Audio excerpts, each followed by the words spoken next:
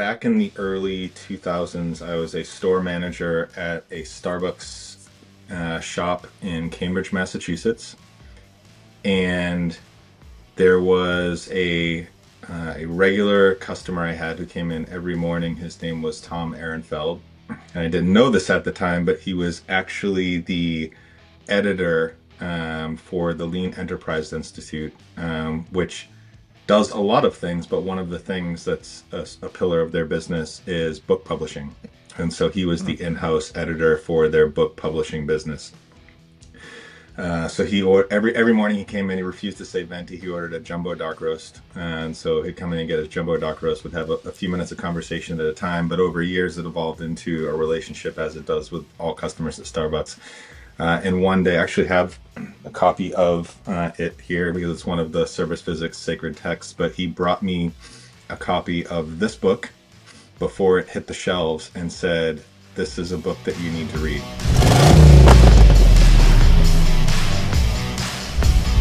Steve, thank you for joining. I'm really excited to talk to you today. I'd like to introduce you with the glowing praise you deserve.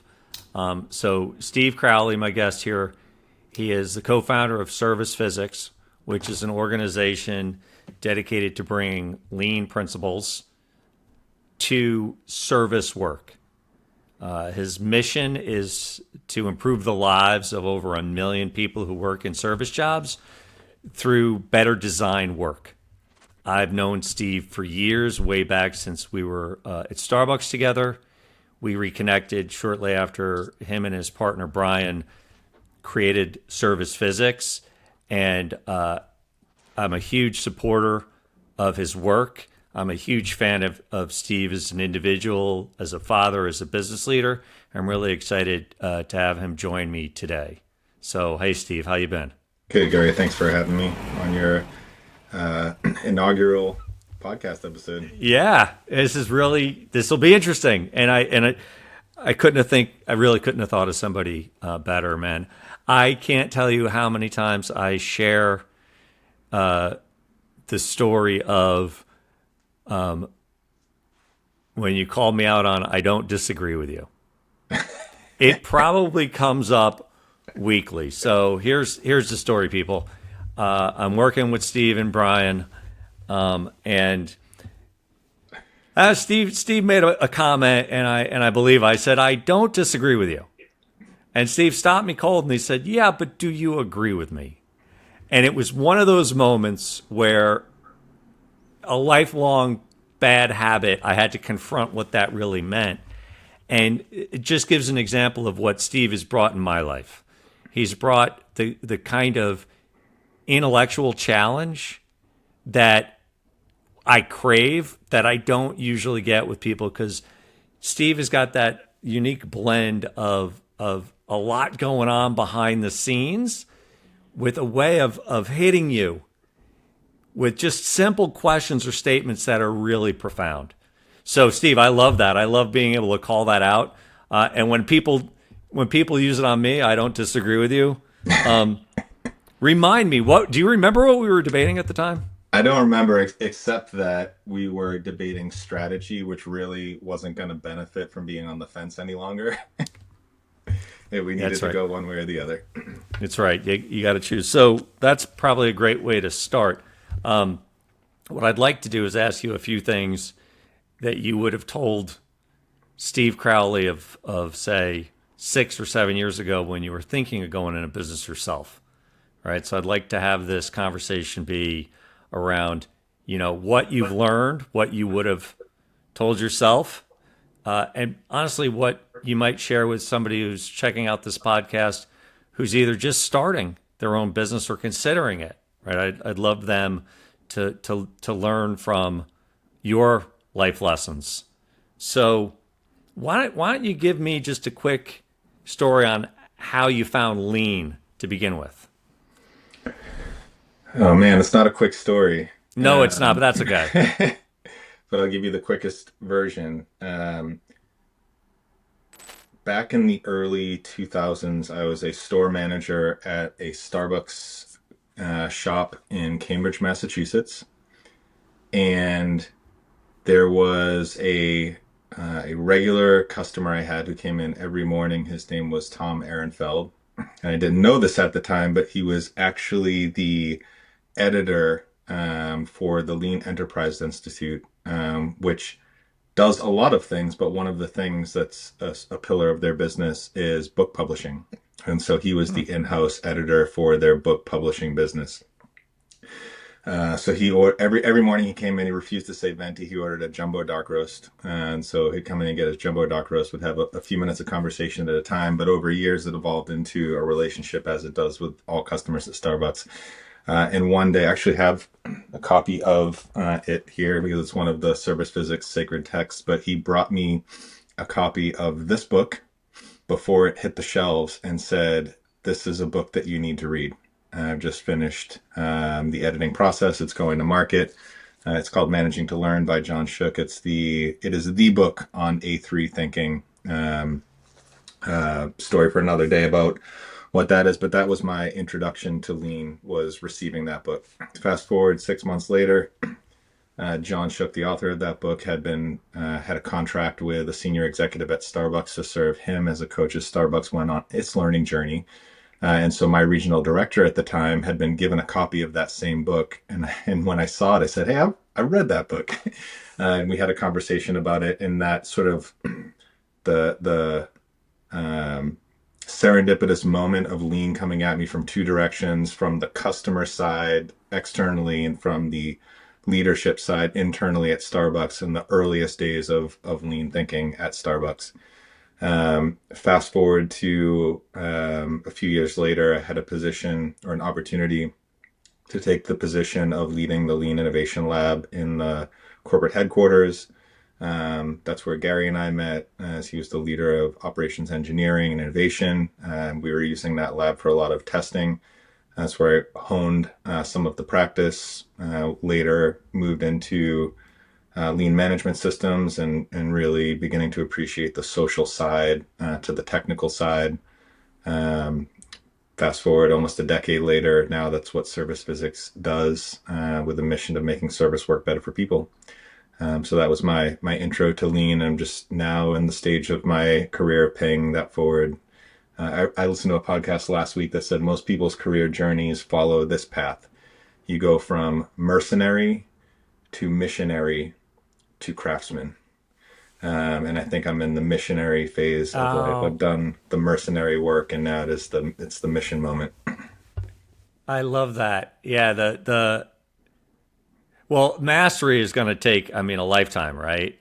Yep. Subject as complex as Lean.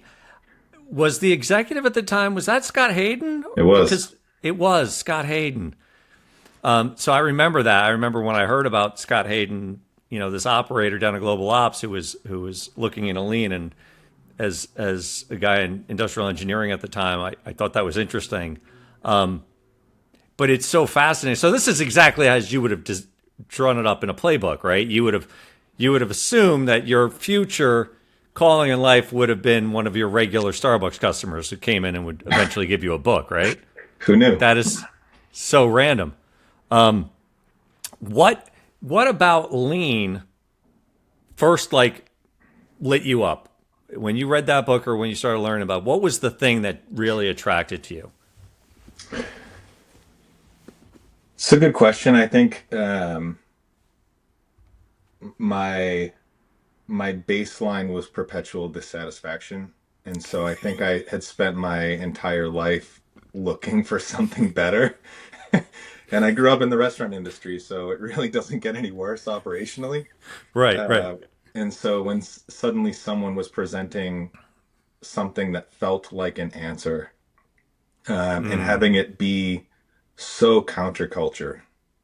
I mean, a lot of Lean principles are exactly the opposite of what we have been genetically and culturally programmed to believe.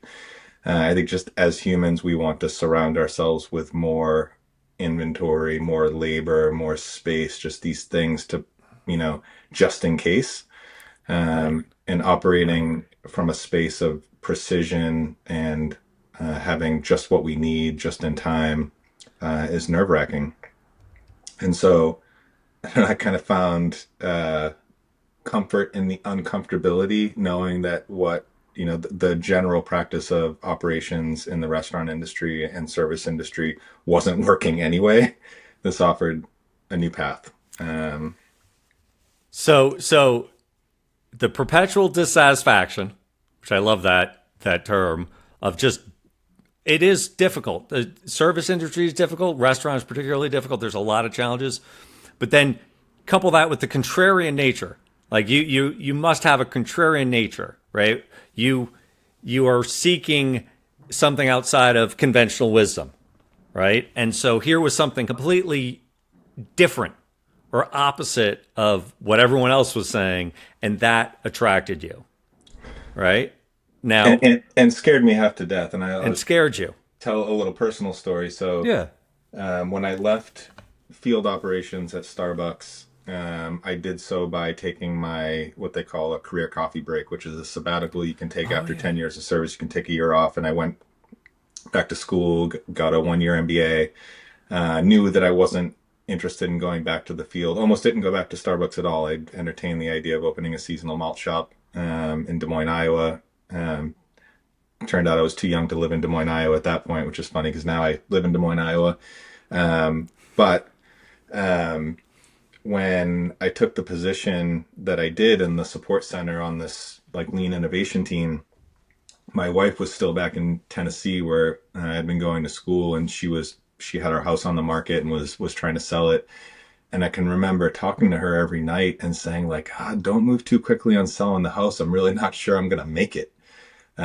Because I was experiencing a complete reprogramming of everything I had learned in the decade plus prior in this industry.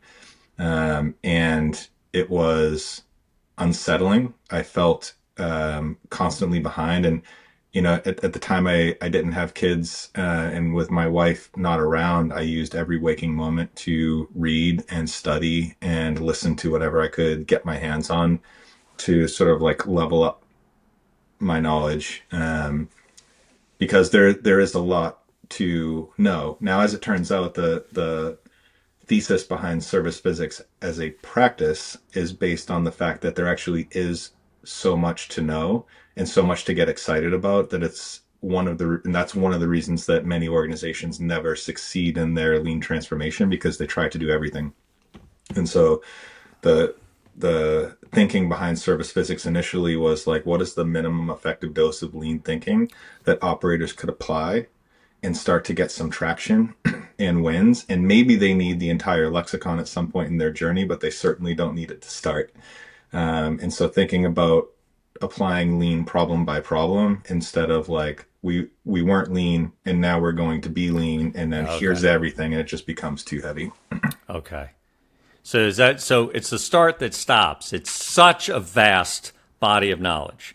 And it's so all encompassing in terms of almost like a philosophy, if you will, that it can be overwhelming.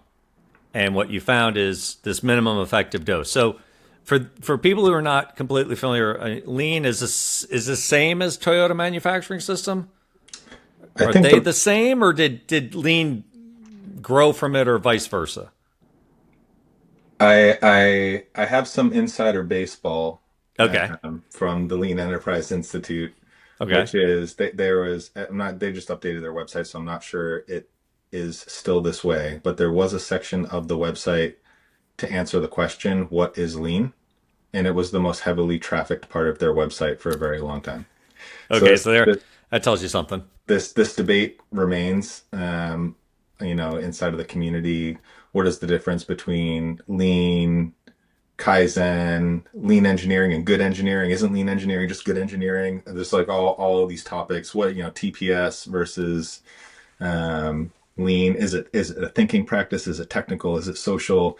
Is it coaching? Like, what is it? It's just problem solving. Like, I think when I boil everything lean down to like the cellular level, it's applying good practice, problem solving.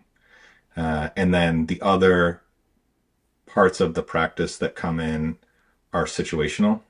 But the only one that's pervasive across all, whether you're problem solving for people and calling it coaching, or are you doing a specific process improvement activity and you need value stream mapping, that all kind of boils down to lean problem solving. Okay, so you've gone all the way to the point where you would explain lean as just problem solving methodology, but I think a lot of people, if you know a little bit about lean, like I do, I would go like Muda, Murray, and what's the difference, or types of waste, right, or visual signals. So like I know lean's got a lot of individual tools that really belong in the lean catalog, if you will. But you're saying you don't even view it that way anymore. You view it as just problem solving. Well, it starts with problem solving, right? So Starts with problem solving. it's Okay. all well and good to know the seven wastes, um, but aimed at what problem? You could go and start removing waste with no problem to solve, and it's not a good practice. Um, Okay. so usually when I'm, starting with somebody who's brand new to lean, I'll start with let's define problem as a gap, and let's practice the art of writing a problem statement that articulates a gap that we can either see or measure. And once we've done that, start to think about ways in which we might approach closing that gap. A very early thing might be let's go and see, which is a lean concept, going Go to and see. see. And when we get there, let's differentiate between work and waste. Work creates value for customers, waste does not. Maybe we get to defining the seven wastes, but maybe we don't even need to. Maybe it's like clearly just motion is the problem to solve here. And we can actually close that gap by eliminating motion, opening up capacity to do more work. At that point, I would say like lesson one for today is done. You got the minimum effective dose, and you can actually go be really dangerous with motion kaizen for a decade probably. Um, Right. or maybe it was something else. Maybe motion wasn't the problem at all, and it was an inventory problem. Now let's talk about a pull system or visual signals or something like that. And this is sort of the danger, is like it's all very exciting, and we can go learn it all, and then we can go try to do it all, but it's not aimed at a very specific problem. And then we either don't get an opportunity to practice because it has nothing to hook on to, or it just became overwhelming or an expensive initiative for the organization. Or what we see most often is it's quote unquote just taking too long for this transformation to happen. And that's like, well, yeah, for what transformation to happen? What were we trying to do in the first place? Right. You're maybe someone's trying to boil the ocean. That reminds me of it's if you learn a new skill, it's like you now have a new tool and you go looking for problems for that tool to solve, right? As opposed to starting at the problem. Like, what is the problem? To your just a solid problem statement, definition statement. That's half the battle, right? So you're not wasting time chasing something where, yeah, you could put 100 man hours in and you've improved things 1/4%, or you could spend one day and take 50% of wasted motion out, That's it. right? So what are you trying to solve? Okay, so lean appealed to you by its contrarian nature. It appealed to you because you're in a state of perpetual dissatisfaction, and obviously, as I promised the audience, you're a thinker. You tend to intellectualize these things. Maybe if somebody was hoping to learn a little bit more about lean, why don't you do me a favor and remind me, what are the 7 forms of waste? Because I have a particular question about one of them that I'm gonna hit you with. So, what are the 7 forms of waste of lean? Yeah. Because people have heard that. So I'll list them off, and I'll use the TIMWOOD acronym so that I Okay. can not say like. And there's one more I can't remember. So the T stands for transportation. Transportation. Transportation is stuff moving around. Okay. Not to be confused with motion, which I'll get to in a minute. Motion is people and machines moving unnecessarily, but transportation is like information or material. I've also heard it called like your money on a ride. Your money on. So this might be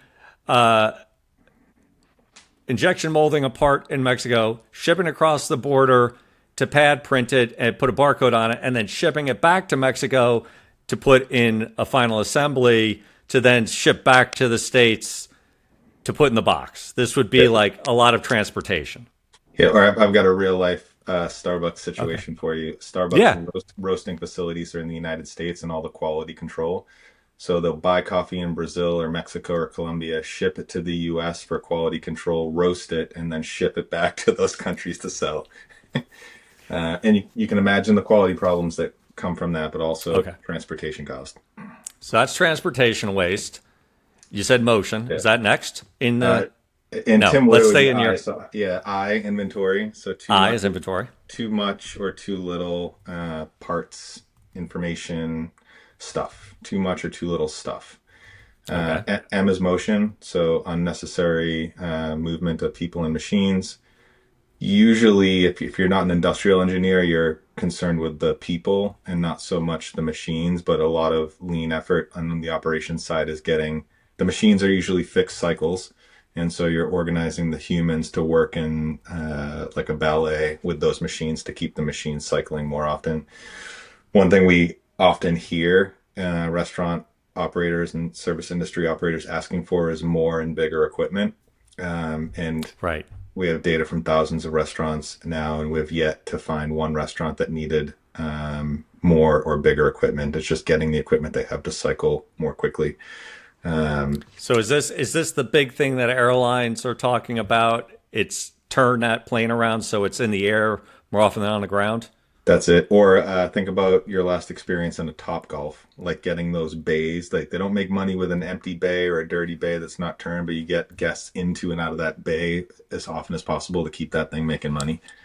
Right. Right. So you don't necessarily add 50 more bays. You take the bays you have and keep them earning revenue as much as possible. Okay, Yeah, so that makes sense.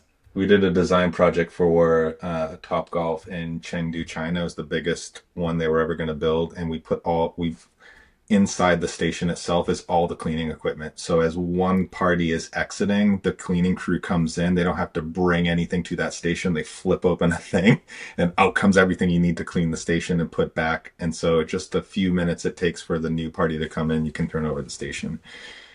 And you think about all the bays they have across all the Top Golfs, and suddenly that adds up to an astronomical figure. Now, is this going way back to your restaurant days, right? At some point, somebody in fast food or fast casual invented the concepts of let's have our patrons, our guests, clean up after themselves, right? Yep. They take the tray, they throw their own garbage away, they bust their own table, right? So now all we have to do is go and wipe it down. All right, so we got that transportation, inventory, motion. Yep. W is for waiting. Waiting. Waiting is things that get stuck, and things get stuck all the time. So orders get stuck, people get stuck, things just stop moving. I worked with a coach more than a decade ago who built his entire coaching practice on getting people to look for things that stop moving. He would just say, "What's stuck here?" And as soon as something stopped moving, you can identify, well, that's a problem. Why did it stop moving? A really good example of this is if you look at any fast casual restaurant that has the follow your food model. So Chipotle, Kava, Oh, Sweet Green, watch the bowls get passed. And like 80% of the time between when the bowl first gets touched and it gets to the point of sale to get rung through, it's just sitting there. It's dead. It's not doing anything because it's moving between people who can't do anything to it. So there's an alternative to that, which is cells. There's a reason, like in manufacturing, nobody builds things on assembly lines like that anymore. Everything's assembly cells that things, move from cell to cell. And that's to stop that stagnation. So things can just continue to move through the cell because it's one person doing the thing and then moving it on, not passing this part to somebody who may not be ready for it. interesting. Okay. So that's waiting. Yeah. That's four. The first O is over processing. Over processing. Or you could just call it processing, unnecessary processing. It's doing things that don't add value. Usually when people experience the waste of waiting in a restaurant because they've had pounded into them like time to lean is time to clean, they start over processing when they experience waiting. So it's like, hey, I'm waiting. I'm starting to feel some anxiety. I'm going to do something. I'm going to clean a clean counter, go wipe off a clean door. Or at Starbucks, when they used to use Sharpies, it seems like start clicking Sharpies or moving stuff on the counter. It's just processing waste. Or if you hit reply all to an email, only where one person needed to read that, but the other 99 people are subjected to it, they're over processing. That's a great example. That's a form of waste is I've just taken some mind share of this person for 10 or 15 seconds that I didn't need to. So Yeah. I wasted. I'm going to hold that statement because I wasted my time. So, all right. So that's processing or over processing. Yeah. So we're getting there. And the cause of that overprocessing is the second O, which is overproduction. Overproduction. Toyota calls this the primary waste. Some companies call it the mother of all waste because it tends to hide and cause the other six wastes. So overproduction is producing anything in excess of what the customer needs. So if I hit reply all on that email, I've overproduced for 99 people when the one person actually got value from it.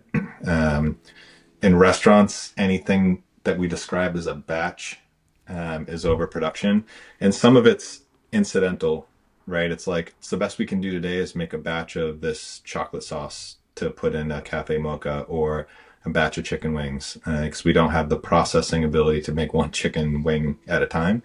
And that's okay. The goal is to get as close to one at a time, just in time as possible, knowing that it's gonna take us some innovation and a roadmap to get there. Now, is this the concept of single piece flow?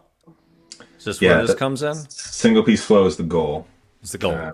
So All right. one thing at a time, just in time. But we're not taking one kernel of corn through the entire process to get a bowl of corn, right? That's Right. where there's this limit to batch versus single piece flow. But generally speaking, overproduction is when maybe somebody misunderstands setup cost and thinks, well, I've set it up, so I might as well cook 100 burgers right now. Then they're all cooked. Yeah. Right? Because you might overshoot and you don't sell through them all, or the quality goes down, or so that's what overprocessing does. Yeah, we often overproduce when we're trying to limit mental complexity as well. So it's mentally complex to let's think through like a Mexican restaurant. It's mentally complex to stop and fry up a batch of tortilla chips. Right. And you might know that tortilla chips are good for 6 hours after you fry them up. So every 6 hours, I'm just going to fry off as many as I can, and then they're going to sit. But I can guarantee you that those tortilla chips are going to be way better in the first hour than they are in the sixth hour. And so they're just going to kind of degrade over time. And probably the last batch of the day has a lot of material waste in it. Exactly. Right? Yep. Okay. And so while it might not be possible to fry every batch of ordered chips to order, which would be the goal, can we get closer to 1 hour than 6 hours? And so that would be the problem to solve. We would set a goal and we would define that as the gap and say the problem is that tortilla chips are best within the first 3 hours and we currently hold them for 6. Let's close that 3 hour gap. And now we can go after it. So that's overproduction. Overproduction, that leaves us with defects. Defects. Some companies call this rework, but often in the restaurant industry, we don't get an opportunity to rework a defect. So we just call it defect. It goes out the door and it ends up in a Google review or worse, customer just doesn't come back. And so we have that problem that got passed on to the customer. So I think that was it.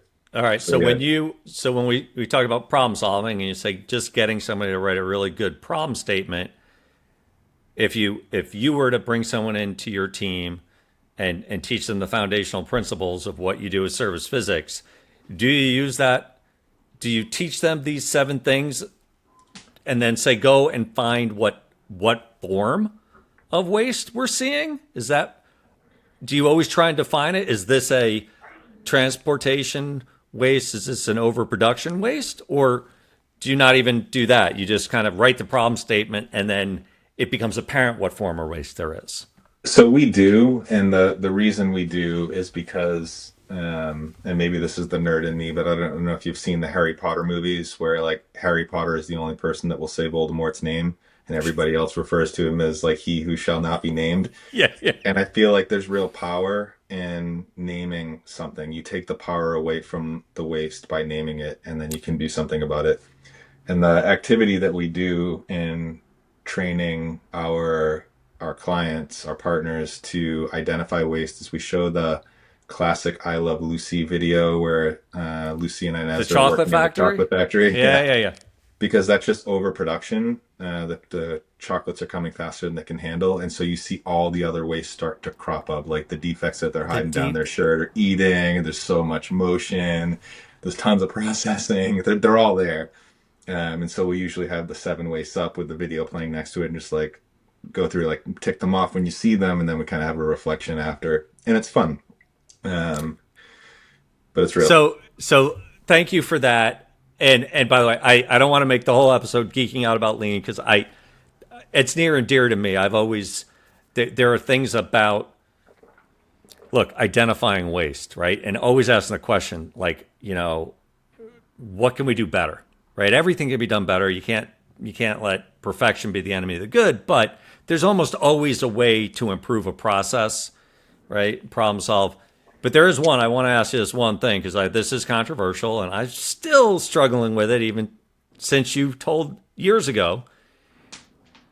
You can't waste time.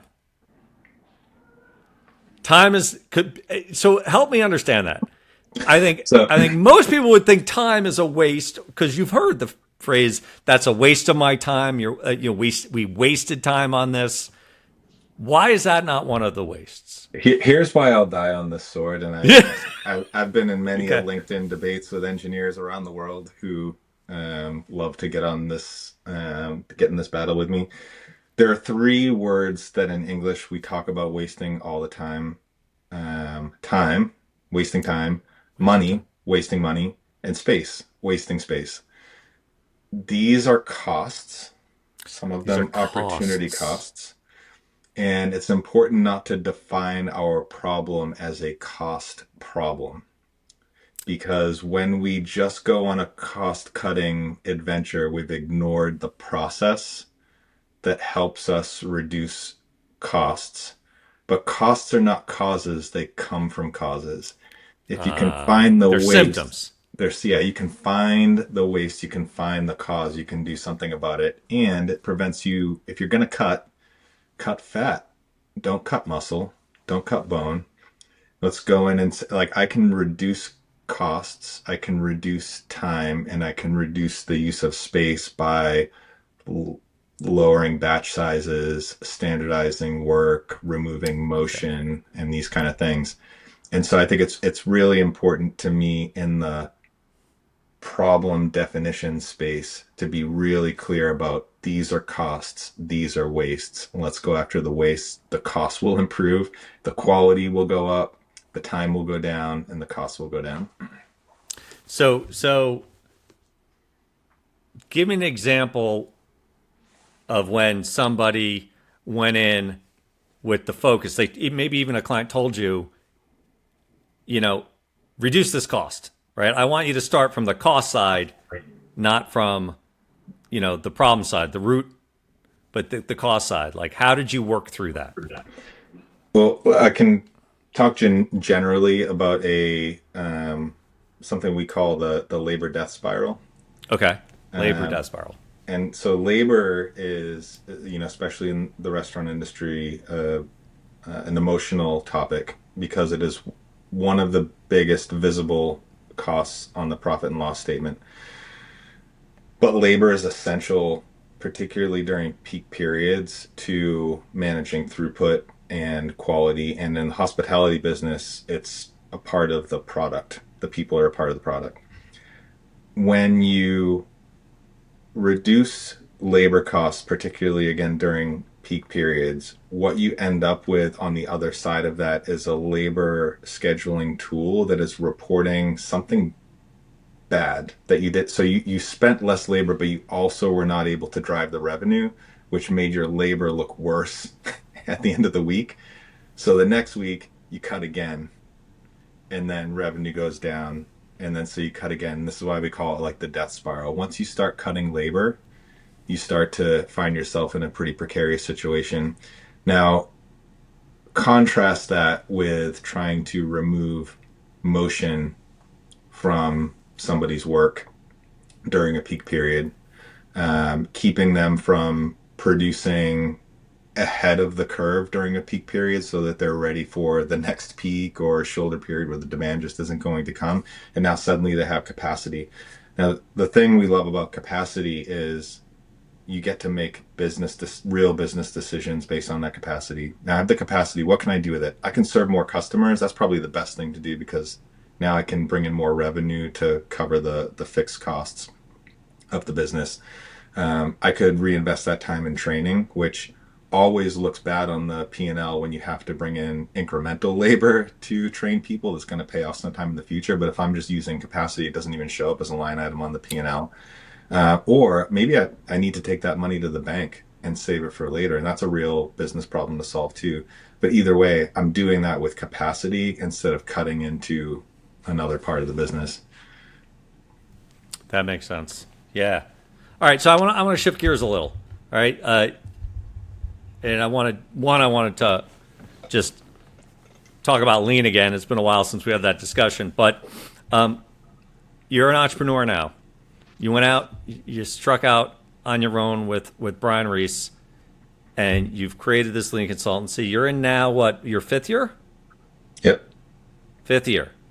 So you've reached a certain milestone a lot of startup businesses don't reach. So congratulations. Thank you. All right.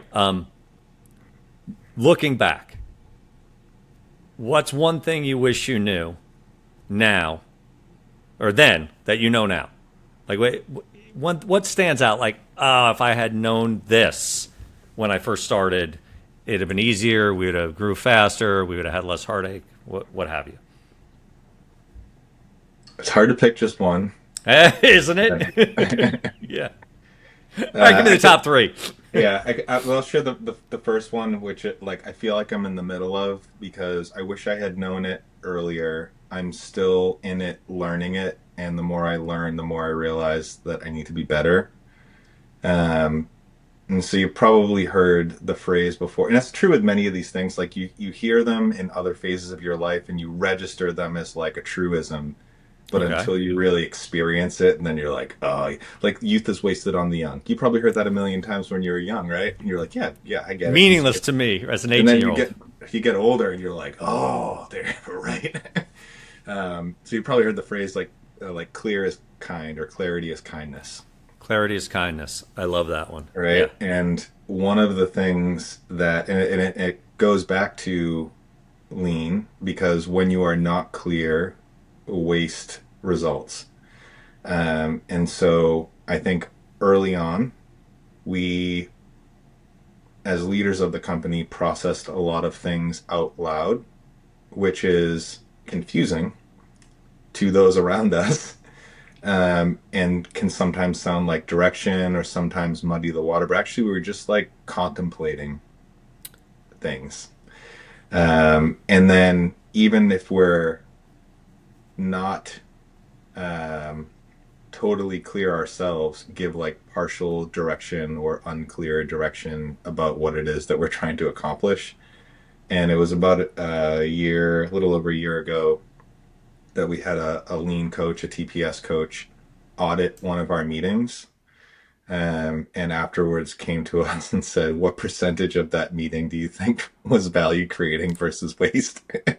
Oh. and we knew as soon as she said it, and that was kind of like lesson number one. And she would coach us through like setting targets on a weekly basis, and she'd have us like articulate it, and we'd have like a paragraph of like what we were trying to accomplish for the week. And then she'd get us down to a sentence, and then she'd say like, make the sentence half the length. And she'd say like, can you draw a picture of it? And like, can you get so clear that somebody could just see like a graphic of what you expect, and that it could, and sometimes we would get there and sometimes we wouldn't, but the practice was really good for us just to think through how, with like razor sharp clarity, people will exceed our expectations, because people are awesome, right? And especially like our team, like we scoured the universe of awesome people and found the awesomest unicorns that we could find.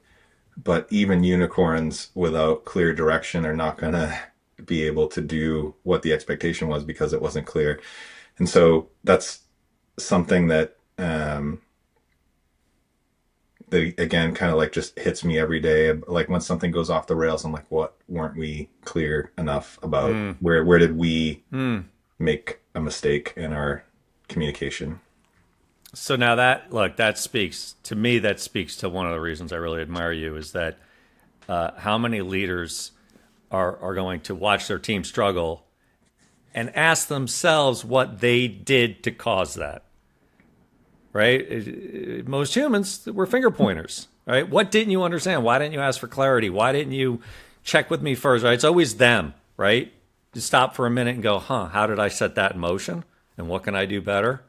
So in your own personal life, so that's an interesting lesson as a leader. In your personal life, what would you say you adopted too late from what you knew as a lean practitioner into your own personal habits, like your work or personal habits? Like, we all do it, right? The cobbler's kids have no shoes, right? Yeah. We all suffer from this. What would you say was your biggest, like, man, I didn't do my own lean thinking on my own stuff? This might be better if I start with, like, if I hadn't given you the clarity lesson, like, what's another lesson? Okay. The learning kind of came from a combination of, like, trial and error, that same coach I just mentioned, and then I think working through EOS with you around when you are new to running your own business or starting something from scratch, you mimic. You kind of like live action role play your way to what you're supposed to be doing because you don't know any better. It's not, nobody gave you a blueprint and said, this business runs this way, do this. Right. And so you start to, you use your experience, and then also you look across the landscape and be like, what are other people doing? You start doing those things. And I think it was after a couple of years, I started like, I'd have these moments, and this is really embarrassing to share in public, but why not? Where I'd be like on my way to a meeting, which I have a home office, so literally like up the stairs from breakfast to my office, be thinking about work and a problem, and I'd be like, you know what, if this was my company, I would do this differently. And I'd be like, oh, this is my company. And these are actually things that we can do. We need not be on somebody else's playbook or do the conventional wisdom thing. This is our business, and we can do that. And so to bring that back to your initial question of like, what are some of the things that I learned that I can apply to my personal life? It's like, don't live action role play your life. Right. And so like, don't mimic what other people, like the people down the street do this thing and have this thing and do this other, and then you kind of just like go through the motions. It's like, I can remember my father's 36th birthday. We had a birthday cake for him, and we sang, and he blew out the candles, and then he got this funny look on his face, and he just took his hand, he put it in the middle of the cake and picked up a big piece and then took a bite and put it back down. And we're all just kind of like terrified, like, what the heck just happened? He said, I always wanted to do that. And now I've done it. And so I take that as like inspiration, to just like break outside of the thing that we think we should be doing, or is the conventional wisdom, and just do what needs, solve the problem, solve the problem. Yep. So I know one of the things, again, I don't want to sound like a fanboy, but I am a fanboy here, Steve. One of the things I've admired about you and Brian is your willingness to go out and get advice, have mentors, have thought leaders. So you talked about bringing in a lean consultant to look at yourselves, growing a lean consultancy, right? To point out things. What bit of advice did you get early on that maybe helped you survive that first year or two, right? If you were to pass it on to somebody considering starting their own company, what's some really good advice that you received? That's tough. So our first year involved COVID. Oh, that's right. So it was a really interesting time. But I think one of the temptations that we resisted with some counsel that I'm glad is that we never took investment. And so somebody had, and we, Brian and I had been working at ZX Ventures, which is the innovation arm of Anheuser-Busch InBev. Mm-hmm. And everything, those businesses we were building were all trying to get to the next round of investment to keep going. Right. And that is fine, but I don't know if I would celebrate the need to borrow more money unless it was like the only way to fuel the growth or getting to the next stage. And our business it's as asset light as you can get. It's 95% human driven. It's a service business. And so we were able to kind of like resist that temptation, buckle down and just bootstrap it. And now fast forward 5.5 years later, we've got nobody that can tell us what to do. So, back to the like, it's our business. We can do what we want. Like, it's really our business because we don't even have, shareholders or investors that are looking for anything in particular. We are beholden to our client and our people first. And I feel like as long as we can maintain that focus, it's a winning recipe. So, congratulations, by the way. It's the harder way to do it, bootstrapping your way. It takes a lot of grit. So congratulations again, 5+ years, dude. So that's awesome. You've obviously, you're a business owner. You talked about accidentally causing confusion instead of clarity.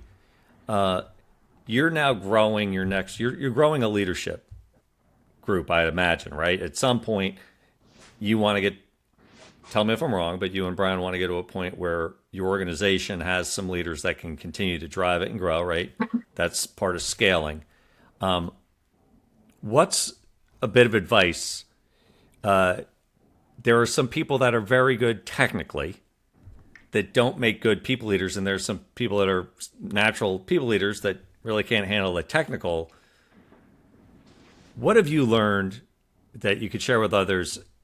Any kind of tips or advice on how to spot the right talent in your organization to start promoting into leadership positions? Like what are the tells that you look for? Is it like, unending intellectual curiosity? Is it humility? Like, what are those kind of signals that you've picked up that you're like, yeah, it seems like the people that we really trust in leadership positions share these common denominator, if you will? We have 6 core values, and I won't bring you all the way through them, but it's a little bit of cheating because one of our core values has like 5 sub core values. But it's the concept of servant leadership, which is based on a book by Jim Autry called The Servant Leader. And what he roughs out is 5 ways of being that make a leader a servant leader, which I think is really important in our industry, a service business serving service businesses. And so we need our leaders to be of service, not of command leadership.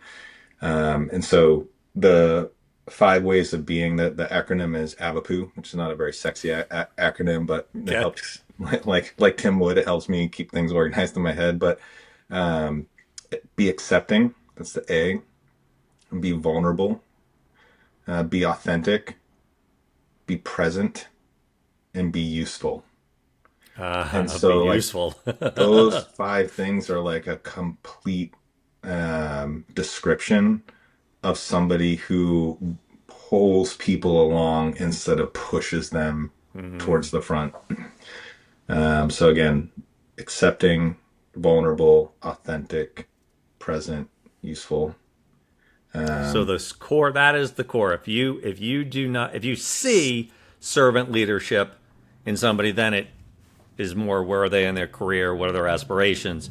But if somebody wants it, they say, hey, I should be in charge of this department. If they don't have those characteristics, if they're not servant leaders, you've learned probably not going to work out in our company.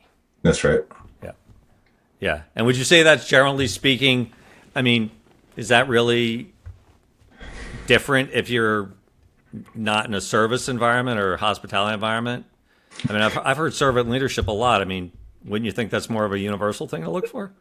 Yeah, it could be. I don't have the experience to tell you if it is or isn't. That's fair. But I've certainly seen it. I've certainly seen leaders in many companies, Fortune 500 companies, small startups who don't exhibit these principles. And you can be in a leadership position but struggle to be a leader. And Yes, I think that becomes the disconnect. that's so true. The title and the function don't go hand in hand, right? Yeah. What's next for you? It's the $1 million question. I think we are like the 6 foot tall 11-year-old that everybody thinks should be able to play basketball, but is like really, uncoordinated.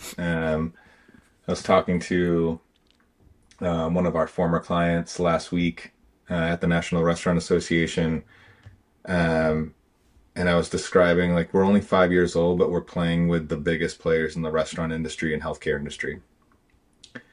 That is creating a problem for us because the projects are huge and our team is small. And so we Mm, always end up with like these, if this project starts, we're going to be understaffed. If this project doesn't start, we're going to be overstaffed. And right. we're still small enough where like margins are not that forgiving. And so I think what's next for us is to continuing to grow into our body, Okay. so that we become the 6 foot 16-year old that's actually good at basketball and doesn't have to just like revert to the guitar or something. Um, so, I think we're impatient, back to the perpetually dissatisfied thing. We're always pushing, pushing, pushing. But also, I think there's something about time and maturity and just growing into the body that we've been dealt. Um, and we'll do that in the same way that we got to where we are. It's plan, do, check, act. Everything we do internally has an accompanying experiment plan. We make mistakes all the time. We fail all the time, but small mistakes, small failures that don't upend everything. That's actually another thing that we learned from the early days was we tended to swing the pendulum one way and then the other way, and then the team would come with us, and it just felt like that. And we're trying to become much more stable, and run small experiments. And what's the old adage, like fail often, fail cheap, fail fast. Yeah, felt cheap, right? Well, I think having the introspection, well, there are a lot of companies that they get enticed by that home run, right? That whale, and you can grow yourself out of business because your mistakes are multiplied then at that level, right? Yep. And so staying within yourself and allowing that maturity and growth to happen. Again, I think it comes as well with being bootstrapped. You would have that pressure from investors to really push on you to do that. And so, that move's paying off, I think, on this front for you as well, right? You can go at the pace that makes sense to you, that gives you balance, and also you feel good about what you're doing in the work. You're not over promising and under delivering, right? That's right. So I love that.